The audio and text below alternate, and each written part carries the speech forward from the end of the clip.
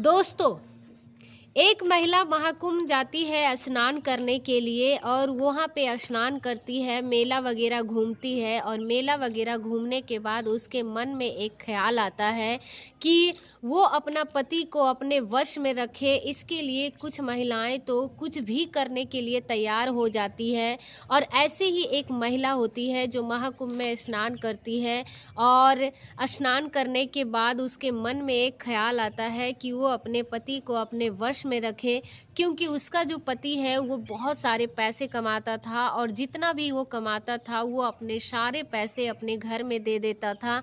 तो वो सोचती थी कि अगर ये मेरे वश में हो जाएगा तो मैं इसके सारे पैसे ऐंठ लूँगी और अपने पास रखूँगी। इसके लिए दोस्तों वो जो महिला महाकुंभ में स्नान करने के लिए जाती है और महाकुंभ में स्नान करती है, उसके बाद वहाँ के एक वशीकरण नागा साधु से मिलते हैं और नागा साधु से मिलने के बाद उनसे अपने सारी बातें वो बताती है। तो वो जो नागा साधु थे वो बहुत शातिर थे, वो बहुत चालाक था।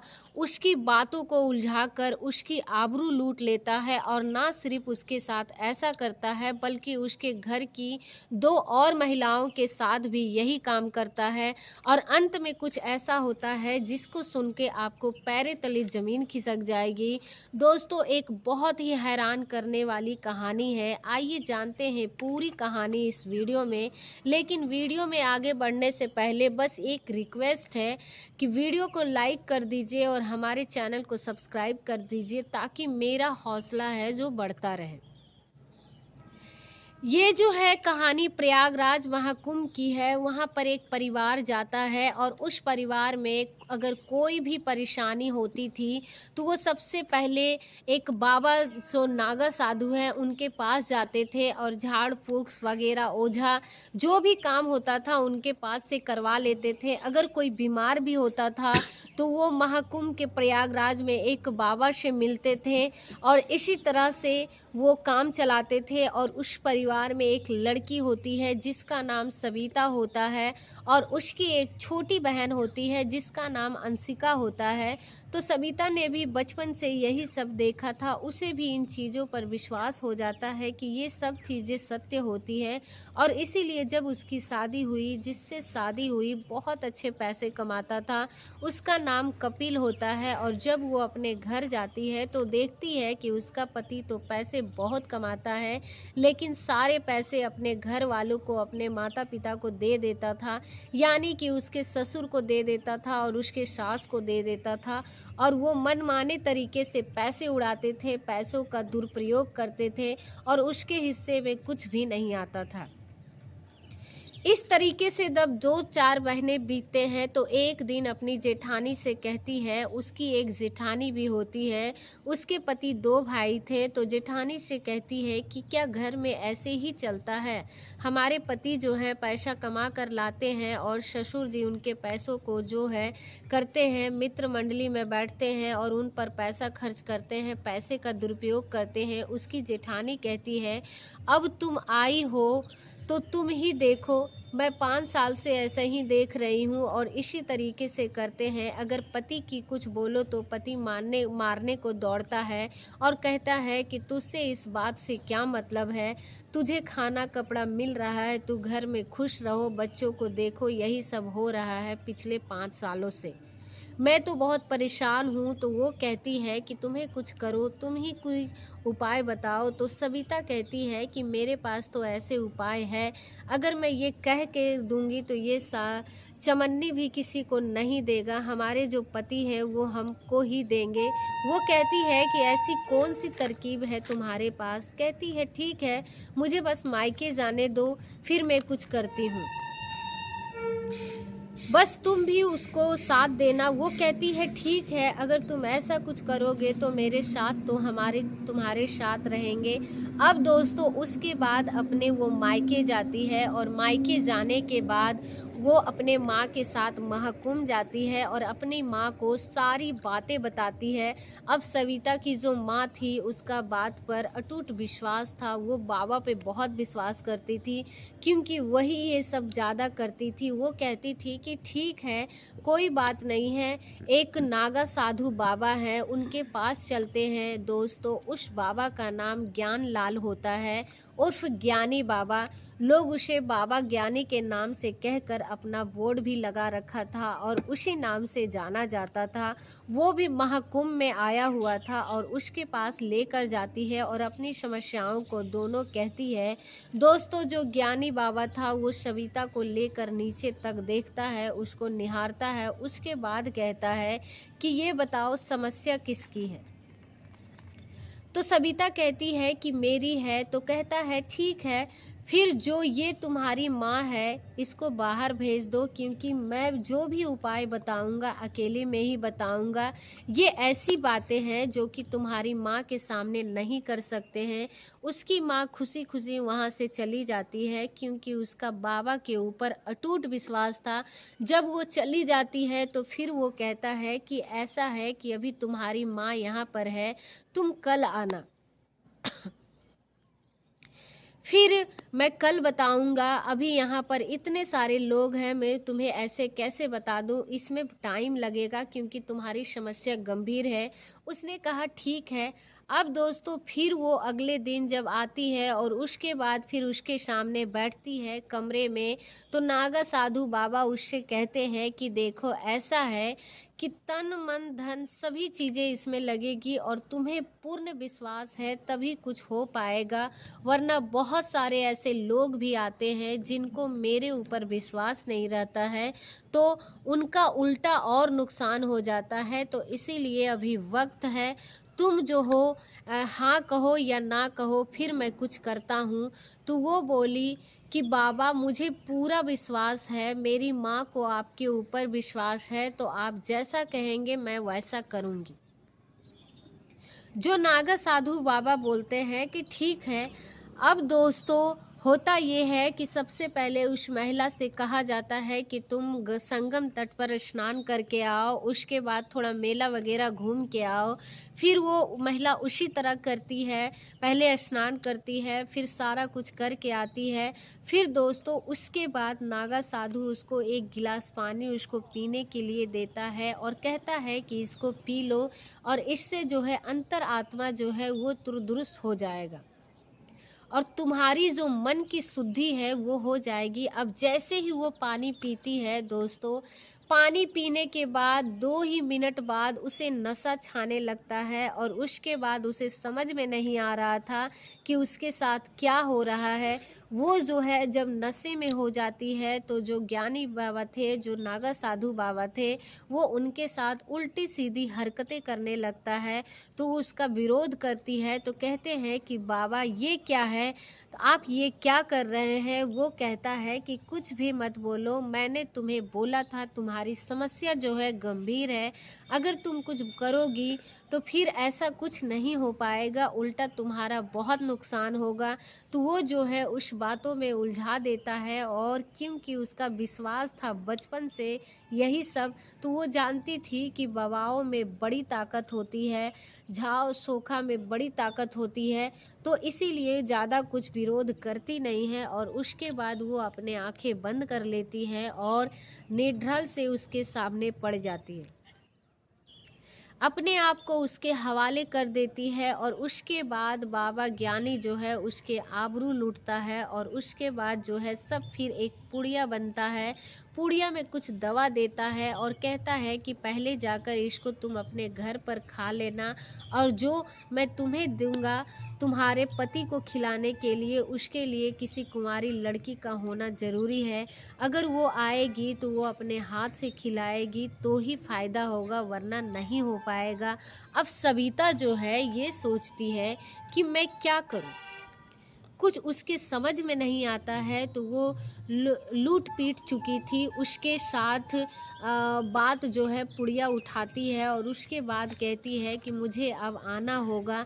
तो वो कहता है कि अगले हफ्ते आ जाना। उसके बाद वहाँ से चली जाती है और अपने घर चली जाती है और उसकी माँ कहती है कि क्या हुआ, नागा साधु बाबा ने क्या कहा? तो उसने कहा कि उन्होंने बोला कि ऐसे-ऐसे किसी को लेकर आना और उसके बाद फिर वो दवा देंगे।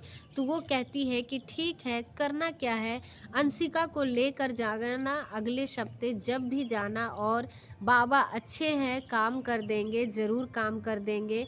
तो वो कहती है कि ठीक है। अब दोस्तों उसके बाद फिर अगला सप्ताह आया, तो अंशिका को लेकर वो अपने साथ गई और उसके बाद वो दोनों जब बाबा के सामने गई, वहाँ पर बैठी, तो बाबा ने सविता से कहा कि ऐसा है, तुम बाहर चली जाओ और जो भी बातें हैं इसी को बताऊंगा। अब दोस्तों जो सविता थी वो बाबा की हरकतों को जानती थी। वो जो है उसके साथ जैसी हरकतें कर चुका था, वो सोचती है कि कहीं इसके साथ भी ऐसा ना करे। ये करेगी, कहती है बाबा इसमें क्या परेशानी है, मेरे पति को ही तो खिलाना है, अब बता दो जो भी है जैसे भी करके खिलाना है। तो कहता है कि नहीं, ऐसी बात नहीं है, तुम्हारे सामने नहीं बता सकता है। तो वो कहती है कि ठीक है, आप फ़ोन पर बता देना इसको, घर घर पर ये जाएगी, फ़ोन पर बता देना, आप अभी जो देना है वो दे दीजिए। तो बाबा भी समझ जाता है कि ये इतनी आसानी से मानेगी नहीं और इसके मन में जो चल रहा है वो समझ जाता है और फिर कहता है कि ठीक है, जाओ, मैं फ़ोन पर ही बता दूंगा। तो वो दोनों को भेज देता है और उसके बाद शाम को जब सविता से बात होता है, सविता अंशिका की बाबा को बात करवाती है। अब चूंकि अंशिका को भी शादी होने वाली थी, किसी लड़के से बात चल रही थी, 4-6 महीने बाद उसकी शादी होने वाली थी। तो वो जो है अंशिका से कहता है कि तुम्हारी बहन ही नहीं चाहती है कि तुम्हारा भला हो, तुम्हारी बहन ही तुम्हारी दुश्मन है।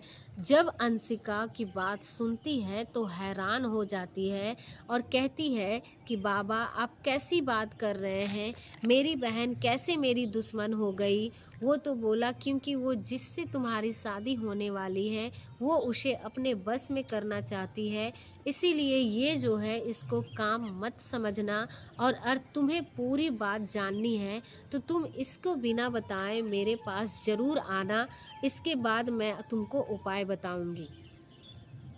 अंशिका के मन में ये बातें बैठ जाती है क्योंकि अक्सर उसने सुन रखा था कि पड़ोसी ने पड़ोसी को के ऊपर कुछ करा दिया है, उसके बच्चे को कुछ करके खिला दिया है, और ये सब उसने बचपन से ही सुनी थी। तो उसने भी विश्वास पड़ जाता है, क्या पता जो सविता है उसने ज़रूर कोई चाल वो चल रही होगी अंदर ही अंदर। इसीलिए वो कहती है कि ठीक है बाबा, मैं आपके पास आऊँगी और ये ससुराल जाने वाली है, जब ये चली जाएगी तो मैं आपके पास आऊँगी। अब दोस्तों उसके बाद क्या होता है कि सविता जो है अपने पति को अपने घर पर बुलाती है, मायके बुलाती है, और उसके बाद किसी तरीके से दवा क्या था, वो पुड़िया में कुछ काजू बादाम वगैरह थी, वही जो है वो खिला देती है और उसके बाद फिर अपने पति के साथ अपने ससुराल चली जाती है। अब इधर अंशिका के मन में जो तूफान उठ रहा था, वो हलचल मची हुई थी। वो सोचती है कब मैं बाबा के पास पहुंच जाऊं और जाकर उनसे पूछूं कि आखिर क्या था, इसने मेरे साथ किया क्या है और कैसे मेरी दुश्मन है। तो वो जो है उन अपना नंबर ले लेती है और सविता से, और उसके बाद एक दिन वो बाबा के पास पहुंच जाती है और उसके बाद कहती है कि बताइए बाबा। वो कहते हैं कि जो तेरी बहन है वो तेरे पति को अपने वश में करना चाहती थी, बताओ कितनी वो शातिर थी, इसीलिए वो जो है दवाई लेकर गई है तेरे हाथों से अपने पति को खिलाने के लिए। अब वो चौंक जाती है और कहती है कि मुझे क्या करना चाहिए। तो कहता है कि कुछ ऐसा करता हूँ कि तू जिस भी चीज़ पर हाथ रखेगी वो चीज़ समझ ले तेरी हो जाएगी, इसीलिए अब तू अपने पति को भी अपने वश में कर सकती है, जिसको मर्जी हो उसे अपने वश में कर सकती है। इसीलिए जो मेरे पास उपाय है, तुझे जो है जैसा मैं कहूँगा वैसा करना पड़ेगा। अंशिका कहती है कि ठीक है, अब दोस्तों उसे भी उसी तरीके से गिलास पानी देता है और वो पानी पीती है। उसके बाद वो भी डगमगाने लगती है और उसके बाद फिर उसके साथ वही हरकत करता है। अंशिका भी विरोध करती है कि बाबा आप ये क्या कर रहे हैं? तो वो कहता है कि तुम्हारी भलाई के लिए कर रहा हूँ, अगर कोई मुझे रोकेगी तो फिर इसमें तुम्हारा बुरा हाल हो जाएगा। तो जो है वो अपनी आंखें लाल लाल कर लेता है। उसके बाद वो डर जाती है और उसके बाद वो भी वैसे ही सविता की तरह अपनी आंखें बंद कर लेती है और जो बाबा था उसको भी अपनी तरीके से लूटता है। और उसके बाद वो अंशिका के कहता है कि तुम्हें किसको भी अपने वश में करना है, सास को करना है, क्योंकि उसकी अभी शादी होने वाली थी। वो सोचती है कि अगर मैं सबको अपने वश में कर लूँगी तो वहाँ जाकर रानी की तरह रहूँगी। कहता है कि सास को करना है तो एक दिन आना पड़ेगा, ससुर को करना हो तो एक दिन और आना पड़ेगा, इसीलिए तुम्हें आना पड़ेगा। अंशिका ने सोचा कि चलो जो भी हुआ, अब बाबा जो कह रहे हैं सही कह रहे हैं। दोस्तों उसके बाद और 1-2 बार उसके पास जाती है और उसी तरीके से वो उसके साथ करता जैसा कि पहली बार किया था, जैसा कि सविता के साथ किया था। और उसके बाद वही एक पुड़िया उसको पकड़ा देता। अब दोस्तों पढ़ी लिखी थी नहीं और वहाँ पर जादू टोना यही सब चलता तो था और वो ज़्यादा कुछ सोचती नहीं और इसके बारे में उसके साथ हो क्या गया, उसका क्या चल रहा, वो ज़्यादा कुछ सोचती नहीं। सोचती है कि भगवान और इनको सब कुछ पता है, इनके करने से क्या होता है। उसके बाद वो अपने घर चली जाती है और अपनी माँ से कहती है कि माँ ऐसी ऐसी बात है। हालांकि सारी बात नहीं बताती है कि उन्होंने पानी पिलाया, उसके साथ क्या किया। उसकी माँ कहती है चल ठीक है, तेरा भी काम हो जाएगा। अब जब सविता उधर अपने ससुराल गई तो उसकी जेठानी ने पूछा, अरे क्या हुआ? बाबा ने कहा कुछ बताया? क्या बताया, मुझे भी बताओ। उसने बोला कि हाँ बताया और उन्होंने जो दिया था, जैसे जैसे बोला था वैसे वैसे तो खिला दिया, अब देखो क्या होता है। जेठानी कहते हैं कि मुझे भी उनके पास लेकर चलो और मुझे भी बता दो, मैं भी उनसे कुछ उपाय करवा दूंगा अपने पति के लिए। वो कहती है कि अरे पहले मैंने जो खिलाई है उसका कुछ असर होने दो, कुछ असर दिखे तो फिर जाना। लेकिन अब वो सोचती है कि शायद ये मेरा भला नहीं चाहती है, इसीलिए उसने कहा कि नहीं नहीं मुझे बता दो, मैं जाऊंगी और मेरा जाना बहुत ज़रूरी है। मैं तो काफ़ी दिनों से परेशान हूँ। और उसे मना कर देती है, लेकिन जब वो जिद पर अड़ जाती है तो वो सोचती है कि कहीं ये ना सोचे कि मैं इसका भला नहीं चाहती हूँ। और वो यही सोची भी थी। उसकी जेठानी नहीं सविता के बारे में कहती है कि ठीक है।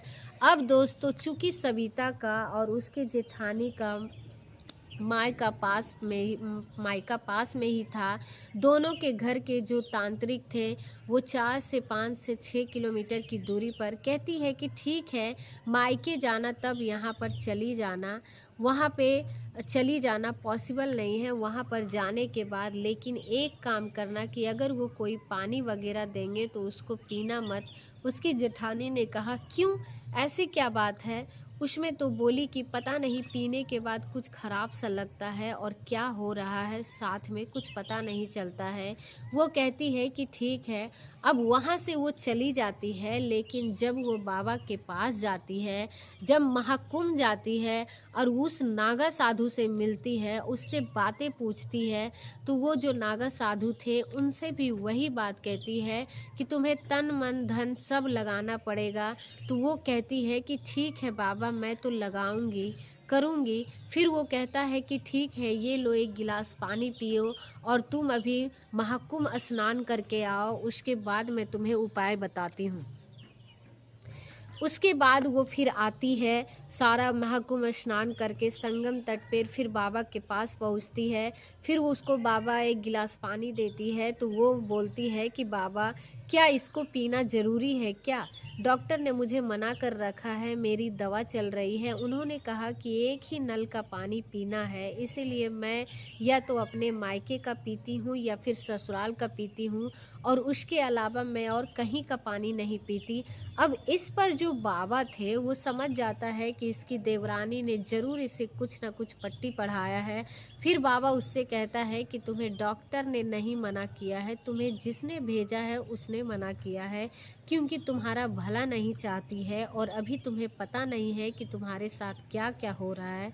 तो वो बोलती है, अब तो सुनती है तो सही बात है, सविता ने उसको मना कर दिया था। वो कहती है कि बाबा ये क्या हो रहा है? वो बोलता है, तुम्हारा जो पति है मुंबई में कमाता है, वो किसी और के बस में है।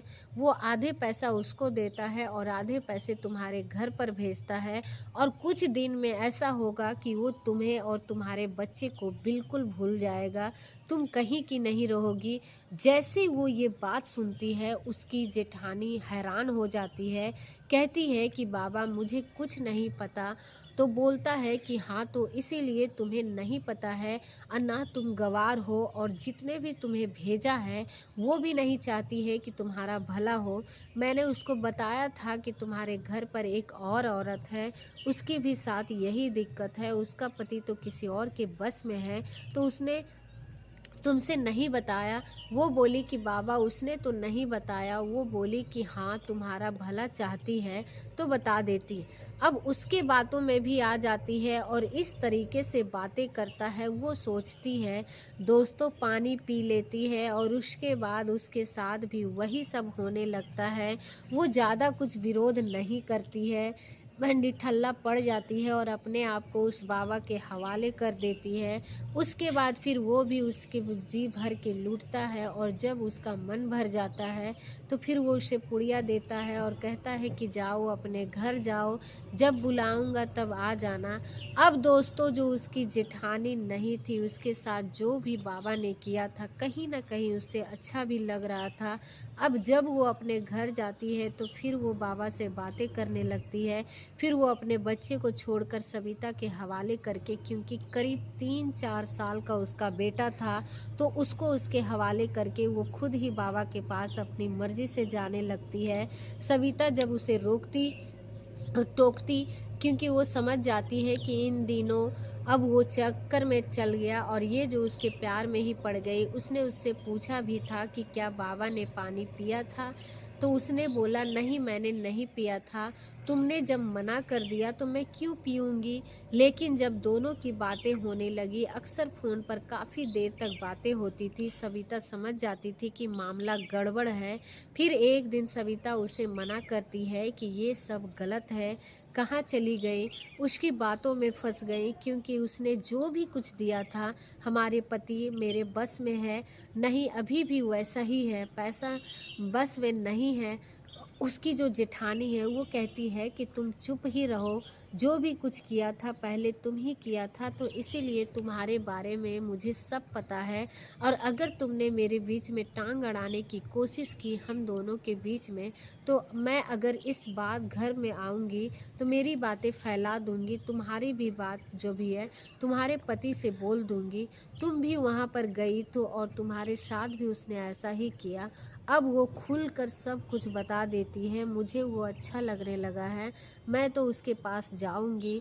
करीब 40 से 45 साल ज्ञानी बाबा की उम्र होती है, और ज्ञानी बाबा की उम्र होती है और यह भी करीब 30 साल की होती है, इसीलिए जो है अब वो उसके पास जाने लगती है। और उसे मुंबई में पति जो था वो 7-8 महीनों से घर पर आता है, और इधर सविता का जो पति था वो तो हर महीने में ही आ जाता था, क्योंकि वो कोलकाता में ही काम कर रहा था। वो कहती है कि मैं जैसा कर रही हूँ मुझे करने दो, तुम अपने काम से मतलब रखो। अब सविता जो है वो दुखी हो जाती है, एक तो मेरा पति है बस में नहीं हुआ, ऊपर से इसके जो उसको फंसा लिया। फिर अपनी माँ से जब उससे बातें कर रही थी तो उसे ये भी पता चल गया कि अंशिका भी जाती रहती थी उसके पास, तो उसका सब कुछ बर्बाद हो चुका था, लूट चुका था।